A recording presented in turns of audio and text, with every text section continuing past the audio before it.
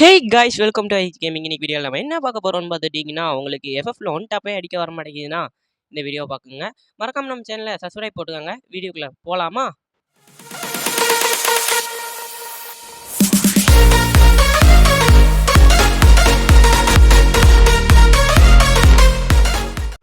எனக்கு மாதிரி உங்களுக்கும் ஒன் டாப் உழணுமா? அதாவது எனக்கு உழுதுறதில் நான் அடிக்கிற மாதிரி உங்களுக்கும் ஒன் டாப் உழணும்னா இந்த வீடியோ ஃபுல்லாக பாருங்கள். மறக்காமல் நம்ம சேனலை பார்க்குறவங்க ஒரு சப்ஸ்கிரைபை மட்டும் போட்டுக்கோங்க. ஏன்னா இப்போ தான் கஷ்டப்பட்டு 100 சப்ஸ்கிரைபர் எட்டியிருக்கேன். இதை மாதிரி ஏம் மட்டும் மேலே போகாமல் பார்த்துக்கோங்க. உங்களுக்கு ஈஸியாக ஒன் டாப் போலும்.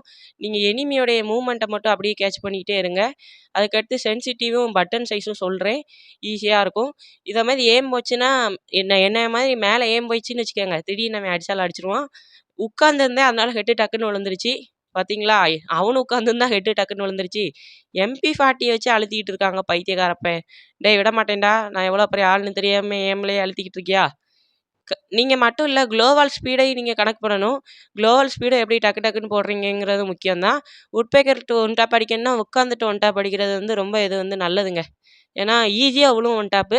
அதுக்காட்டி நின்றுக்கிட்டே ஒன் டாப் அடிக்கலாம். அதுக்கும் நான் உங்களுக்கு சொல்கிறேன். அவன் எப்படிடா மூவ்மெண்ட்டு கொடுக்குறவனாலாம் எப்பட்றா அடிக்கணும்னா, மூவ்மெண்ட்டு கொடுக்குறவனுக்கு நீங்கள் MP40 ஐயோ M8 அதாவதுங்க டபுள் பேரில் வச்சு அடிக்கிற பாருங்கள், ஈஸியாக விழுந்துடும். உட்பேக்கர்ட் வச்சு அடிக்கலாம், ஆனால் அது கொஞ்சம் லேட் ஆகும்னா டக்குன்னு விழாதுங்க ஒன் டாப்பு மூவ்மெண்ட் கொடுக்குறவனுங்களுக்கு. ஆனால் டபுள் பேரில் வச்சு அடிச்சிங்கன்னா கொடுத்துடலாம். இந்த மாதிரி தப்பையும் செய்யாதீங்க.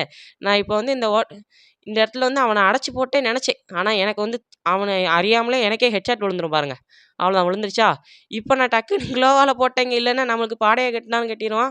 இப்போ பாருங்கள், கரெக்டாக அவன் வெளியே வருவான். மூவ்மெண்ட்டு கொடுக்கும்போதே நம்ம ஒன் டாப் அடிச்சாச்சு. இதே எப்படின்னா, அவன் போகிற சைடு பார்த்து நீங்கள் ட்ராக் பண்ணணும். ஓகேவா? அவனே வெளியே எலிமினேட் ஆகி ஓடிட்டாங்க நம்ம அடிக்கிறத அடி தாங்காமல்.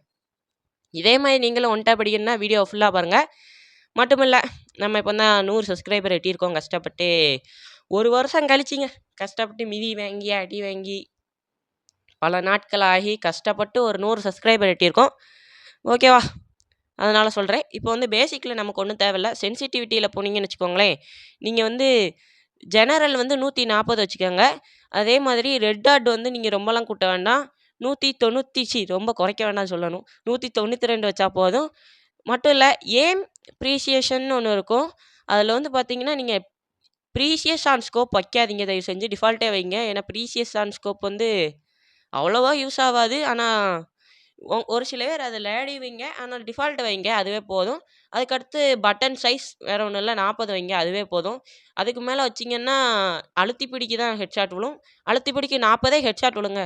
அதான் சொல்கிறேன், ரெண்டுக்குமே யூஸ் ஆகும். அதனால் நீங்கள் 49 வைங்க. 49 போதும், அதுவே போதும். ஏன்னா 50 வைக்காதீங்க, 49 கரெக்டாக வைங்க பாயிண்ட் பண்ணி. இது போதும். இனி ஒன் டாப் உங்களுக்கு கன்ஃபார்ம் விழும். நம்பலைன்னா நீங்களே போய் பாருங்கள். அதுக்குன்னு வீடியோ ஸ்கிப் பண்ணிட்டு போயிடாதீங்க. இன்னொரு கேம் பிளே இருக்குது, அதையும் பார்த்துட்டு போங்க. இதே மாதிரி உங்களுக்கும் ஒன் டாப் விழும். ஓகேவா? இப்போ பார்த்துக்கிட்டிங்கன்னா ஆரம்பிச்சு விட்ருவோம். கிராஃப்ட்லேண்ட் மேப்ஸ் தான் நான் போய்கிட்டு இருக்கேன். 1v1 போய்கிட்டு இருக்கேன். ஓகேவா? நீங்கள் நிறையா சேனலில் பார்த்துருப்பீங்க. உங்களுக்கு சென்சிட்டிவிட்டி செட்டிங்லாம் சொல்லியிருப்பாங்க. நானும் உங்களுக்கு சொன்னதை ட்ரை பண்ணி பாருங்கள். நீங்கள் 4G ரேம் டிவைஸ்னால் கன்ஃபார்ம் சூட் ஆகும். மட்டும் இல்லை, 2Gக்கும் ஓகே. 2GB ரேமு, அதுக்கடுத்து 1GB ரேமுக்கும் யூஸ் ஆகும். அதனால் இதை நீங்கள் ட்ரை பண்ணி பாருங்கள். இந்த இடத்துல எனக்கு மண்டை உடஞ்சிருச்சு. இருந்தாலும் பரவாயில்ல, நான் அடிச்சிடுவேன் எப்படியாவது. ஏன்னா எத்தனை வாட்டி, ஆனால் நீங்கள் ஹீல் பண்ணதுக்கு நான் பார்க்க மாட்டேன். ஏன்னு கேட்டிங்கன்னா, அந்த தைரியம்தான். அடிச்சிடுவோங்கிற தன்னம்பிக்கை இருந்தாலே போதும். இவனுங்கள்லாம் ஈஸியாக முடிச்சிடலாம். நான் எதுக்கு இப்படி விளையாடுதேன்னா, உங்கள்கிட்ட காமிக்கணுங்கிறதுக்காக தான். இல்லைன்னா ஒன் டாப் வரும் நல்லா டக்குன்னு. இல்லைன்னா உங்களுக்கு புரியாதுல்ல, நான் இன்னும் தேய்ச்சிட்டு கிடப்பேன். அதனால தான். ஓகேவா? இப்போ நீங்கள் ஒரு மீடியம் ரேஞ்சை வச்சு நீங்கள் ஒரு ஃபாலோ பண்ணணும். இந்த ரேஞ்சுக்குள்ளே அப்படின்னு. இப்போ நான் இந்த மீடியம் ரேஞ்சு வச்சுருந்தேன்னா, இந்த மீடியம் ரேஞ்சுக்குள்ளே இருந்தேன்னா அவனை ஈஸியாக அடிச்சிடலாம். ஏன்னா நான் அப்படி தான் ட்ரைனிங் எடுத்திருக்கேன். ஒரு மீடியம் ரேஞ்சு, ஷார்ட் ரேஞ்சுக்கு போனாலும் அடிச்சிருவேன். ஆனால் ஒரு சில நேரம் தான் வரும். மீடியம் ரேஞ்சுனா நான் கரெக்டாக குறி வச்சிட்டோம்னா டக்குன்னு பட்டுரும். பார்த்தீங்களா எப்படி ஹெட்டு தெரிச்சுதா? அவ்வளோதான். அதுக்கடுத்து மூவ்மெண்ட் கொடுக்குறவங்களுக்கு நீங்கள் அந்த சைடை நான் சொல்லியிருப்பேன், அந்த சைடை ட்ராக் பண்ணுங்கள். அவன் எந்த சைடு குதிக்கிறானோ இதை ஃபாலோ பண்ணாலே போதும். உங்களுக்கு தரமான ஹெட்ஷாட், நீங்களும் ஒன் டாப் பிளேயராக மாறிடுவீங்க. ஓகேவா? அதனால் ஓகேவா, தேங்க்ஸ் ஃபார் வாட்சிங். Bye bye. அடுத்த ஒரு புது வீடியோவில் சந்திக்கிறேன். இப்போதைக்கு உங்கள்கிட்ட விடை பெறுவது IH கேமிங். இந்த வீடியோ உங்களுக்கு இன்ஃபர்மேஷனாக இருந்திருக்கும்னு நினைக்கிறேன். ஓகேவா? பாய்.